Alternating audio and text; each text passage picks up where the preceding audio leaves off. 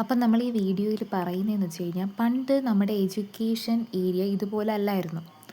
ഒരുപാട് മാറ്റങ്ങൾ വന്നിട്ടാണ് ഈ രീതിയിൽ ഇന്ന് നമ്മൾ കാണുന്ന രീതിയിലേക്ക് വന്നത്. അപ്പോൾ ആദ്യം തന്നെ പറയട്ടെ, ആദ്യം നമ്മുടെ ഇവിടെ വന്ന ഒരു എഡ്യൂക്കേഷനാണ് ദ്രാവിഡിയൻ എഡ്യൂക്കേഷൻ എന്ന് പറയുന്നത്. ആരാണ്? Dravidian education. The term Dravidian derives from the Sanskrit term Dravida. ദ്രാവിഡ എന്ന് പറയുന്ന ഒരു വാക്കിൽ നിന്നാണ് ദ്രവീഡിയൻ എന്ന് പറയുന്ന ഒരു ടേം എന്ത് ചെയ്തത് വന്നത്. അപ്പം ഈ ദ്രാവിഡിയൻ എന്ന് പറയുമ്പോൾ അന്ന് ഉണ്ടായിരുന്ന ഒരു ഗ്രൂപ്പ് ഓഫ് ആൾക്കാരാണ് ദ്രവീഡിയൻസ് എന്ന് പറയുന്നത്. അവർ കൂടുതലായിട്ടും പൊക്കം കുറഞ്ഞ ആൾക്കാരും കറുത്ത നിറമുള്ള ആൾക്കാരും എന്നാണ് പറയുന്നത്. സൗത്ത് ഇന്ത്യൻ പീപ്പിൾ, സൗത്ത് ഏരിയയിലാണ് അവർ കൂടുതൽ താമസിച്ചിരുന്നതെന്നും വളരെയധികം പൊക്കം കുറവും കറുത്ത നിറം എന്നാണ് പറയപ്പെടുന്നത്. കറക്റ്റായിട്ടൊരു തെളിവ് നമുക്ക് കാണിക്കാനായിട്ട് പറ്റത്തില്ല. Francis Whyte Ellis of the East India Company was the first scholar to recognize the Dravidian languages as a separate language family. അപ്പോൾ ആദ്യം തന്നെ ഒരു ലാംഗ്വേജ് ബേസ്ഡാണ് ഇതിൻ്റെ ക്ലാസിഫിക്കേഷൻ നടക്കുന്നത്. അപ്പോൾ ഫ്രാൻസിസ് വൈറ്റ് ടെയിൽസ് എന്ന് പറയുന്ന ഒരു ഈസ്റ്റ് ഇന്ത്യ കമ്പനിയുടെ ഒരു സ്കോളർ, ഒരു ഈസ്റ്റ് ഇന്ത്യ കമ്പനിയിലുള്ള ഒരാളാണ് എന്ത് ചെയ്തത്, ഇങ്ങനെ ദ്രാവിഡിയൻ ലാംഗ്വേജ് എന്ന് പറയുന്ന ഒരു സെപ്പറേറ്റ് ലാംഗ്വേജ് ഉണ്ട്. അതൊരു സെപ്പറേറ്റ് ആൾക്കാർ മാത്രം ഉപയോഗിക്കുന്ന ഒരു ലാംഗ്വേജ് ആണെന്ന് അദ്ദേഹം പറഞ്ഞത്. In 1816 he proposed a Dravidian proof that the languages of South India related to one another but are not derived from Sanskrit. എന്നിട്ട് അദ്ദേഹം പറഞ്ഞൊരു ദ്രാവിഡിയൻ പ്രൂഫ് എന്നൊരു സംഭവം കൊണ്ടുവന്നു. അദ്ദേഹം പറഞ്ഞതെന്ന് വെച്ച് കഴിഞ്ഞാൽ സൗത്ത് ഇന്ത്യയിലുള്ള ഭാഷകളെല്ലാം എന്ന് വെച്ചാൽ സൗത്ത് ഇന്ത്യ എന്ന് പറയുമ്പോൾ നമ്മുടെ കേരള, തമിഴ്നാട്, കർണാടക ആ ഭാഗമായിട്ടൊക്കെ വരുന്നതാണ്. അവിടെയുള്ള ലാംഗ്വേജസൊക്കെ തമ്മിൽ പരസ്പരം ബന്ധമുണ്ടെങ്കിലും അവരെല്ലാം ഒരു സംസ്കൃതത്തിൽ നിന്ന് തന്നെ രൂപപ്പെട്ടതാണെന്ന് പറയാനായിട്ട് പറ്റത്തില്ല. In 1856, Robert Caldwell coined the term Dravidian for the family of languages from the Sanskrit word Dravida. അപ്പോൾ സാൻസ്ക്രിറ്റ് വേർഡായ ദ്രാവിഡിൽ നിന്നാണ് ദ്രവീഡിയൻ എന്ന് പറഞ്ഞ വാക്ക് റോബർട്ട് കാൽവെൽ ആണ് എന്ത് ചെയ്തത്, ഡിറൈവ്, ആ പേര് പറഞ്ഞത്, ആ ടേം കോയിൻ ചെയ്തത് അദ്ദേഹമാണ്, റോബർട്ട് കാൽവെൽ. ഇനി അടുത്തത് 86 languages have been classified as Dravidian.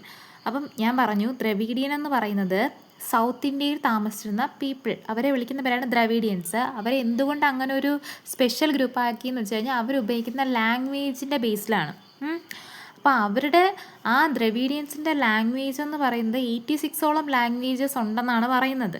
The languages spread out and cover parts of India, south western Iran, south Afghanistan, Nepal, Bangladesh and Sri Lanka. ഈ ലാംഗ്വേജസ് എല്ലാം പല പല സ്ഥലങ്ങളിലായിട്ട് സ്പ്രെഡ് ചെയ്ത് കിടപ്പുണ്ടെന്നാണ് പറയപ്പെടുന്നത്. ഇനി 3 sub group exist with the Dravidian linguistic family. ഈ ദ്രാവിഡ ഭാഷ ഉപയോഗിക്കുന്ന ദ്രവീഡിയൻസ് ഫാമിലിയെ 3ആയിട്ട് മെയിനായിട്ട് ക്ലാസിഫൈ ചെയ്യുന്നുണ്ട്. North Dravidian, central Dravidian, south Dravidian. പക്ഷേ പൊതുവേ നമ്മൾ പറയപ്പെടുന്നത് നമ്മളുടെ ദ്രവീഡിയൻസ് എന്ന് പറയുന്നത് സൗത്ത് ഇന്ത്യൻ പീപ്പിൾ ആയിരുന്നു. പിന്നീട് അവർ മൈഗ്രേറ്റ് ചെയ്ത് പല പല സ്ഥലങ്ങളിൽ പോയി എന്നാണ് പറയപ്പെടുന്നത്. അതുകൊണ്ടാണ് നമ്മളത്തെ കണ്ടോ മെയിൻ ദ്രവീഡിയൻ പീപ്പിളിൻ്റെ അകത്ത് മലയാളി, തമിഴ്, തെലുങ്കു, തുളുവ എന്നൊക്കെ പറഞ്ഞ് കൊടുത്തിരിക്കുന്നത്. കാരണം അവരിവിടെ ഉള്ളവരായിരുന്നു എന്നാണ് പറയപ്പെടുന്നത്. ഇനി from the studies of Harappan civilization it is evident that probably Indian people were of Dravidian origin. നമ്മൾ ഹാരപ്പൻ സിവിലൈസേഷനൊക്കെ പണ്ട് കുഞ്ഞു ക്ലാസ്സിൽ നല്ല ഒരു 8, 9, 10 ആ സമയത്തൊക്കെ നമ്മൾ സോഷ്യൽ സ്റ്റഡീസിലൊക്കെ പഠിച്ചിട്ടുള്ളതാണ്. അതിൽ നിന്നൊക്കെ പഠിച്ച് അല്ലെങ്കിൽ അതിൽ നിന്നൊക്കെ പറയുന്നത് ഈ Dravidians, Indian people were of Dravidian origin എന്ന് വെച്ച് കഴിഞ്ഞാൽ ഈ ദ്രാവിഡിയൻസ് ഇതിൻ്റെ അകത്ത് തെളിവുണ്ട്, ദ്രാവിഡിയൻസ് ഇവിടെ ഉള്ളവരാണ് എന്നുള്ള തെളിവ് ഹാരപ്പൻ സിവിലൈസേഷൻസിനകത്തുണ്ട്. അത് നമ്മൾ ഫുള്ളായിട്ട് നമുക്ക് പഠിക്കേണ്ട ആവശ്യമില്ല, അതുകൊണ്ടാണ് അത് ജസ്റ്റ് ഒന്ന് സൂചിപ്പിച്ച് പോകുന്നത്. അതിൻ്റെ അകത്ത് തെളിവുണ്ട് അവരിവിടെ താമസിച്ചിരുന്നവരാണെന്നുള്ളത്. They are believed to be migrated from West Asia during prehistoric times. ഞാൻ പറഞ്ഞല്ലോ അവർ പിന്നീട് മൈഗ്രേറ്റ് ചെയ്താണ് പല സ്ഥലങ്ങളിലായിട്ട് പോയത്. They initially settled in the mountain ranges in Balstan and moved further east and settled around Punjab. അങ്ങനെ പല സ്ഥലങ്ങളിലായിട്ട് അവർ സെറ്റിലായി.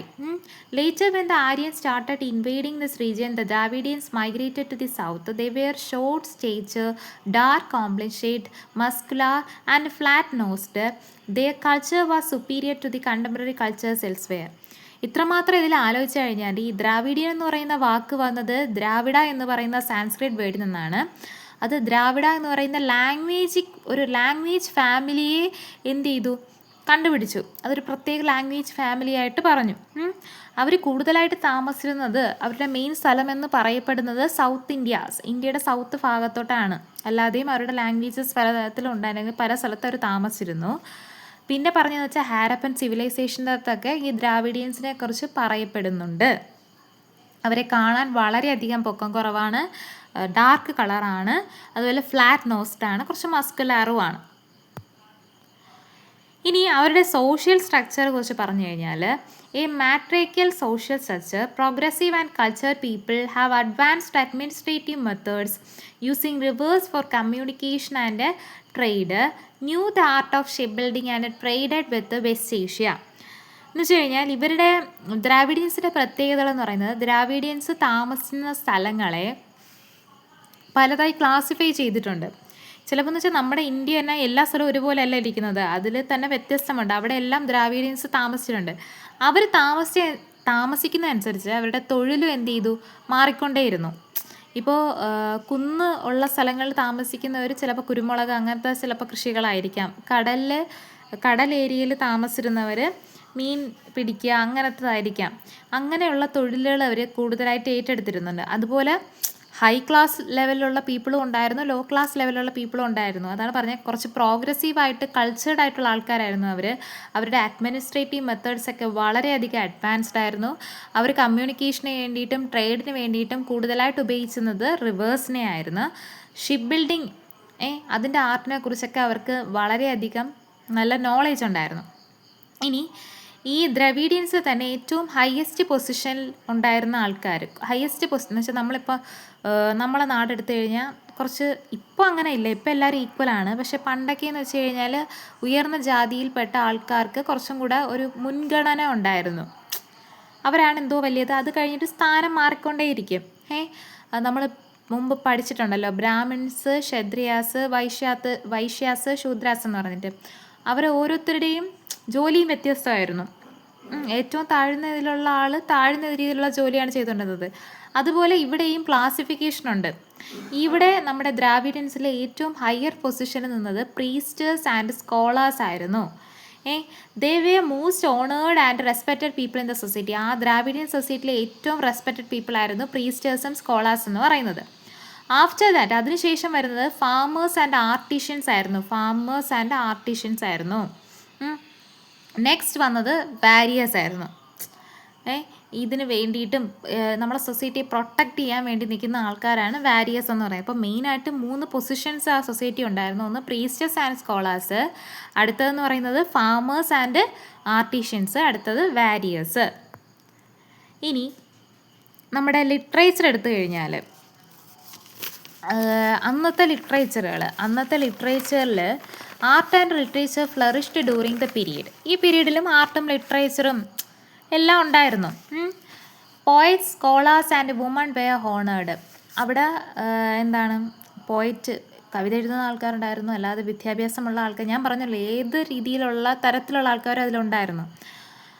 വുമൺസിനൊക്കെ അവിടെ കുറച്ച് ഇമ്പോർട്ടൻസ് കൊടുത്തിരുന്നു. അവരുടെ ലാംഗ്വേജ് എന്ന് പറയുന്നത് പഴം തമിഴ് എന്നാണ് അവരുടെ ലാംഗ്വേജിനെ വിളിച്ചിരുന്നൊരു പേര്. കാരണം അങ്ങനെ വിളിക്കാൻ കാരണം, അപ്പം നിങ്ങൾ ആലോചിക്കും ദ്രാവിഡിയൻ ലാംഗ്വേജ്, ശരിയാണ്, ദ്രാവിഡിയൻ ലാംഗ്വേജസ് എന്ന് പറയുന്നത് ഒരുപാട് ലാംഗ്വേജസിനെ ചേർത്താണ് ദ്രാവിഡിയൻ ലാംഗ്വേജ് എന്ന് പറയുന്നത്. അതിൽ മലയാളം, തമിഴ്, തുളു, കന്നഡ, തെലുങ്കു ഈ ഭാഷകളെ ചേർത്ത് വിളിക്കുന്ന ഒരു പേരാണ് പഴം തമിഴ്. മലയാളം, തമിഴ്, തെലുങ്കു, കന്നഡ, തുളു. കാരണം അവർ കൂടുതലും സൗത്ത് ഭാഗത്താണെന്ന് ഞാൻ പറഞ്ഞില്ല. ആ സൗത്തുള്ള സ്ഥലങ്ങളുടെ എല്ലാം ഭാഷകൾ ചേർത്താണ് പഴം തമിഴ് എന്ന് വിളിക്കുന്നത്. Evidences of Dravidian period are from the literature of Tolkappiyam, Pathittuppattu, Akananuru, Purananuru, Silappatikaram, Manimekalai, Thirukkural, Thiruvananthapuram വർണ്ണന, ഉണ്ണിനീലി ചരിതം എന്ന് വെച്ച് കഴിഞ്ഞാൽ ഇത്രയേ ഉള്ളൂ. അന്ന് എന്ന് വെച്ച് കഴിഞ്ഞാൽ നമുക്ക് ഈ ദ്രാവിഡിയൻസിനെ കുറിച്ചൊക്കെ അറിയാമെന്ന് വെച്ചാൽ നമ്മളിങ്ങനത്തെ ബുക്കുകളിലൂടെയും ഈ അമ്പലങ്ങളുടെ ഗോപുരങ്ങൾ അല്ലെങ്കിൽ ഈ കോപ്പർ പ്ലേസിലൊക്കെ കുത്തിക്കുറിച്ചത് വെച്ചിട്ടാണ് നമ്മൾ ഈ ദ്രാവിഡിയൻസിനെ കുറിച്ച്. അതുകൊണ്ടാണ് പൂർണ്ണമായ തെളിവ് നമുക്ക് അധികമൊന്നും ഇല്ല. അപ്പോൾ ഇങ്ങനെയുള്ള ബുക്കുകളിൽ നിന്നാണ് നമ്മൾ ദ്രാവിഡിയൻസിനെ കുറിച്ച് അറിഞ്ഞത്. അങ്ങനെ ദ്രാവിഡിയൻ പീരീഡിനെ കുറിച്ച് അന്നുണ്ടായിരുന്ന ബുക്കുകളാണ് തോൽക്കാപ്പിയം, പതിറ്റുപാട്ട്, അതുപോലെ തന്നെ അകനാനൂറ്, പുറനാനൂറ്, ചിലപ്പതികാരം, പിന്നെ പറഞ്ഞതാണ് മണിമേഖല, തിരുക്കുറൽ. ഇതുപോലെ മലയാളത്തിൽ എഴുതിയതാണ് ഉണ്ണിനീലി ചരിതം. അതുപോലെ തന്നെ ഉണ്ണിനീലി ചരിതമുണ്ട്, ഉണ്ണിനീലി സന്ദേശമുണ്ട്, ഉണ്ണിയാടി ചരിതം, പിന്നെ തിരുവനന്തപുരം വർണ്ണയൊക്കെ മലയാളത്തിൽ എഴുതിയതാണ്. ഇനി അതുപോലെ തന്നെ അന്നത്തെ ടീച്ചേഴ്സിനെ നമ്മൾ ഭട്ടാർ എന്നാണ് വിളിച്ചിരുന്നത്. BHATTAR, ഭട്ടാർ എന്നാണ് വിളിച്ചിരുന്നത്. അതുപോലെ സ്റ്റുഡൻസിനെ നമ്മൾ ചാൾട്ടൻ അല്ലെങ്കിൽ ചട്ടീരൻ, ചാൾട്ടൻ അല്ലെങ്കിൽ ചട്ടീരൻ, ജസ്റ്റ് ഒന്ന് ഓർത്ത് വെച്ചിരുന്നാൽ മതി. അന്നത്തെ ടീച്ചേഴ്സിനെ നമ്മൾ ഭട്ടാർ എന്നാണ് വിളിച്ചിരുന്നത്. കുട്ടികളെ ചാൾട്ടൻ അല്ലെങ്കിൽ ചട്ടീരൻ എന്നാണ് വിളിച്ചിരുന്നത്. ഇനി ശാലൈ എന്ന് എല്ലാവരും കേട്ടിട്ടുണ്ടായിരിക്കും. ശാലൈ എന്ന് പറയുന്നത് ക്ഷേത്രത്തിനോട് ചേർന്നുള്ള സ്കൂളുകളെയാണ് നമ്മൾ ശാലൈ എന്ന് പറയുന്നത്. അപ്പോൾ അന്ന് ഒരുപാട് തരത്തിലുള്ള ശാലകളുണ്ട്. പലതരത്തിലുള്ള പേരുകൾ നിങ്ങൾ ചിലപ്പോൾ എവിടെയെങ്കിലും കേട്ടിട്ടുണ്ടായിരിക്കാം. മുഴിക്കുളം ശാലൈ, തിരുവല്ല ശാലൈ, കാന്തല്ലൂർ ശാലൈ, അതുപോലെ തന്നെ പാർത്ഥിവപുരം ശാലൈ, അങ്ങനെ പലതരത്തിലുള്ള ശാലകളുണ്ടായിരുന്നു. ശാലകളെന്ന് പറയുന്നത് ഞാൻ എന്താ പറഞ്ഞു, എഡ്യൂക്കേഷണൽ ഇൻസ്റ്റിറ്റ്യൂഷൻസ് ആണ്. അമ്പലങ്ങളുടെ അടുത്തുള്ള എഡ്യൂക്കേഷണൽ ഇൻസ്റ്റിറ്റ്യൂഷൻസ് ആണ്. അതിൽ തന്നെ ക്ലാസിഫിക്കേഷൻ ഉണ്ട്. അതിൽ തന്നെ നമുക്ക് പ്രധാനമായിട്ടെന്ന് വെച്ചാൽ ഫങ്ഷൻ അനുസരിച്ച് ക്ലാസിഫൈ ചെയ്യും. അതിൽ മെയിനായിട്ട് പറയുന്നത് സ്കോളസ്റ്റിക് ഫങ്ഷൻ. സ്കോളസ്റ്റിക് എന്ന് വെച്ചാൽ കൂടുതലും നോളേജ് അല്ലെങ്കിൽ കൂടുതലായിട്ട് വിദ്യാഭ്യാസത്തിന് പ്രാധാന്യം, അറിവ് പകർന്നു കൊടുക്കുന്ന രീതിയിലുള്ള ശാലകളുണ്ടായിരുന്നു. അതിന് എക്സാമ്പിൾ എന്ന് പറയുന്നത് പള്ളിക്കൂടം, ശാലൈ, കിടൈ എന്നാണ് പറയുന്നത്. പള്ളിക്കൂടം, ശാലൈ, കിടൈ. പള്ളിക്കൂടം, ശാലൈ, കിടൈ. ശാലൈ മൊത്തത്തിൽ നമ്മൾ ഇൻസ്റ്റിറ്റ്യൂഷൻ, എഡ്യൂക്കേഷൻ ഇൻസ്റ്റിറ്റ്യൂഷൻ എന്നാണ് പറയുന്നത്. സ്കോളസ്റ്റിക് ഫങ്ഷൻ ഉള്ളതിനെയും ശാലൈ എന്ന് പറയാറുണ്ട്, കിടൈ എന്ന് പറയാറുണ്ട്, പള്ളിക്കൂടം എന്ന് പറയാറുണ്ട്. സോഷ്യൽ ഫങ്ഷൻസ് എന്ന് വെച്ചാൽ നമ്മൾ സൊസൈറ്റിയിൽ ഇറങ്ങി നിൽക്കുക, അതിലുള്ള കാര്യങ്ങൾ ചെയ്യുക, അങ്ങനെയൊക്കെ ഉള്ള കാര്യങ്ങൾ പഠിപ്പിക്കുന്ന സ്ഥലത്തിനെ നമ്മൾ മണ്ഡപൻ, മാടം, അരങ്ങ്, മണ്ണരം അങ്ങനെയുള്ള പേരുകളിലാണ് അറിയപ്പെടുന്നത്. ഏതെങ്കിലും ഒരു 3 പേരെങ്കിലും ഓർത്ത് വയ്ക്കുന്നത് നല്ലതായിരിക്കും. അരങ്ങ്, മണ്ഡപം അല്ല, മണ്ഡപൻ, അതുപോലെ മാടം. ഇനി അബ്സ്ട്രാക്റ്റ് സോഷ്യൽ ഇൻസ്റ്റിറ്റ്യൂഷൻസ് ഉണ്ട്. അതാണ് ആഭൈ സഭാ സംഘം. അപ്പോൾ 3 ഫങ്ഷൻസ് അനുസരിച്ചാണ് നമ്മൾ ഈ എഡ്യൂക്കേഷൻ ഇൻസ്റ്റിറ്റ്യൂഷൻസിനെ മാറ്റിയിരിക്കുന്നത്. സ്കോളസ്റ്റിക് ഫങ്ഷൻസ്, സോഷ്യൽ ഫങ്ഷൻസ്, അതുപോലെ നമ്മൾ പറഞ്ഞ അബ്സ്ട്രാക്റ്റ് സോഷ്യൽ ഇൻസ്റ്റിറ്റ്യൂഷൻസ്. ഇനി ഇതിലൊക്കെ പ്രധാനപ്പെട്ട ഒരു ഇൻസ്റ്റിറ്റ്യൂഷനാണ്, അല്ലെങ്കിൽ ഇതുപോലെ ഒരു ശാല പോലത്തെ ഒരു സംഭവമാണ് എന്തെന്ന് പറയുന്നത്, കുടൈ പള്ളിക്കൂടം എന്ന് പറയുന്നത്. കുടൈ പള്ളിക്കൂടം എന്ന് പറയുന്നത് ഒരു ഇൻഡിജീനിയസ് സ്കൂൾസ് ആണ്. കുടൈ പള്ളിക്കൂടം എന്ന് വെച്ചാൽ ഇൻഡിജീനിയസ് എന്ന് വെച്ചാൽ ആർക്കും ഇവിടെ വന്ന് പഠിക്കാം, അല്ല ജാതിയുടെ വേർതിരിവോ അങ്ങനെയൊന്നും ഇവിടെ ഇല്ല. ഇനി ഇവിടെ മെയിനായിട്ട് കുഞ്ഞു കുട്ടികൾ, 5 വയസ്സുള്ള കുട്ടികൾ, 5 വയസ്സ് തൊട്ടുള്ളവരൊക്കെ ഇവിടെ അഡ്മിഷനുണ്ട്, ജോയിൻ ചെയ്യാം. 5 വയസ്സാകുമ്പോൾ ജോയിൻ ചെയ്യാം. മെയിനായിട്ട് ഇവിടുത്തെ പഠിപ്പിക്കുന്ന 3 ആർട്സുകളാണ്. 3 ആർട്സ് എന്നാണ് തന്നെ പറയുന്നത്. Reading, writing and arithmetic. ഇതാണ് മെയിനായിട്ട് ഇവിടെ പഠിപ്പിക്കുന്നത്. ഇവിടുത്തെ ടീച്ചേഴ്സിനെ നമ്മൾ കൂടുതലായിട്ട് ആശാന്മാർ അല്ലെങ്കിൽ വാദ്യാഴ്സ് എന്നാണ് വിളിക്കുന്നത്. ആശാന്മാർ അല്ലെങ്കിൽ വാദ്യാഴ്സ് എന്ന്. ഇനി കിടൈ എന്ന് പറയുന്നത് നമ്മൾ നേരത്തെ പറഞ്ഞു, നമ്മൾ സ്കോളസ്റ്റിക് ഫങ്ഷൻ്റെ അവിടെ കിടയും പറഞ്ഞ് പള്ളിക്കൂടവും പറഞ്ഞതാണ്. കിടൈ എന്ന് പറയുന്നത് കുറച്ചും കൂടെ ബ്രാഹ്മണിക്കൽ ലേണിംഗ് സെൻറ്ററുകളാണ്. അവിടെ കൂടുതലും വേദങ്ങളൊക്കെ ആയിരിക്കും പഠിപ്പിക്കുന്നത്. അത് കൂടുതലും ചാൻഡിങ് എന്ന് വെച്ച് കഴിഞ്ഞാൽ നമ്മൾ ഈ നാമമൊക്കെ ജപിക്കത്തില്ലേ, നാമം പോലെ പറഞ്ഞ് പഠിപ്പിക്കുക, എഴുതി പഠിപ്പിക്കുകയല്ല, പറഞ്ഞ് പഠിപ്പിക്കുക. ഈ പണ്ടത്തെ ഗുരുകുല വിദ്യാഭ്യാസമൊക്കെ പോലെ. ഇനി Salai and role of Salai in higher education. ശാലയുടെ ഇമ്പോർട്ടൻസ് എന്തൊക്കെയാണ് എന്നാണ് പറയുന്നത്. ശാലൈ വെയർ important education institutions established and maintained in the surroundings of temples in south part of India. ഇന്ത്യയുടെ സൗത്ത് ഭാഗത്തായിരുന്നു ദ്രാവിഡിയൻസ് ഉണ്ടായിരുന്നത്. അവിടെ തന്നെ അമ്പലങ്ങൾക്കടുത്തുണ്ടായിരുന്ന എഡ്യൂക്കേഷൻ ഇൻസ്റ്റിറ്റ്യൂഷൻസിനെയാണ് ശാലൈ എന്ന് വിളിക്കുന്നത്. The Shalai was a boarding school in which Brahmin youth got free boarding and lodging and underwent courses of instructions in Vedas and other branches of Sanskrit. അന്നൊക്കെ കൂടുതലായിട്ട് പഠിപ്പിക്കുക എന്ന് പറയുന്ന കർമ്മം ചെയ്തുകൊണ്ടിരുന്നത് ബ്രാഹ്മണിക്കൽ ആയിട്ടുള്ള ആൾക്കാരാണ് കൂടുതലായി ചെയ്യുന്നത്. അവർക്ക് അവിടെ താമസിക്കാനുള്ള സൗകര്യമൊക്കെ അവിടെ തന്നെ ഉണ്ടായിരുന്നു. അവർ വേദങ്ങളും സാൻസ്ക്രിറ്റുമാണ് കൂടുതലായിട്ട് പഠിപ്പിച്ചിരുന്നത്. ശാല offers specialized courses such as philosophy, grammar, law, geology etcetera. അതുപോലെ എന്തൊക്കെ പഠിപ്പിച്ചിരുന്നു? ഫിലോസഫി പഠിപ്പിച്ചിരുന്നു, ഗ്രാമർ പഠിപ്പിച്ചിരുന്നു, ലോ, ജിയോളജി ഒക്കെ പഠിപ്പിച്ചിരുന്നു. അതുപോലെ ശാലയുടെ ഒരു എയിം എന്ന് പറയുന്നത് ഹോളിസ്റ്റിക് ഡെവലപ്മെൻറ്റ്. ഹോളിസ്റ്റിക് ഡെവലപ്മെൻറ്റ് എന്ന് പറയുന്നത് ഓവറോൾ ഡെവലപ്മെൻ്റ് ആണ്. ഒരു കുട്ടി ഒരു കാര്യത്തിൽ മാത്രമല്ല, മൊത്തത്തിലുള്ള ഡെവലപ്മെൻ്റ് ആണ് അവരുടെ എയിം എന്ന് പറയുന്നത്. അവരതിന് വേണ്ടിയിട്ടാണ് ഇത് കൊണ്ടുവന്നത്. Strict discipline was maintain in Sala. Strict ആയിട്ടുള്ള ഡിസിപ്ലിൻ ശാലയിലുണ്ടായിരുന്നു. There were also libraries attached to the temples with good collection of books. അതുപോലെ ലൈബ്രറീസ് അവിടെ ഉണ്ടായിരുന്നു. Kanthalloor Sala in Kerala were known as Nalanda of south. ഞാൻ കുറേ ശാലകളുടെ പേര് പറഞ്ഞില്ലായിരുന്നോ നേരത്തെ? മുഴിക്കുളം ശാലൈ, തിരുവല്ല ശാലൈ, പാർത്ഥിവപുരം ശാല. അതിലൊന്നാണ് കാന്തളൂർ ശാല എന്ന് പറഞ്ഞാൽ അതിനെ നമ്മൾ നളന്ദ ഓഫ് സൗത്ത് എന്ന് അറിയപ്പെടാറുണ്ട്. ഇനി ദ്രാവിഡിയൻ എഡ്യൂക്കേഷൻ്റെ ഫീച്ചേഴ്സ് എന്ന് പറയുന്നത് ഒരിക്കലും വെൽ ഓർഗനൈസ്ഡ് ആയിരുന്നില്ല. കാരണം തുടക്കത്തിൽ വന്നൊരു എഡ്യൂക്കേഷനാണ്.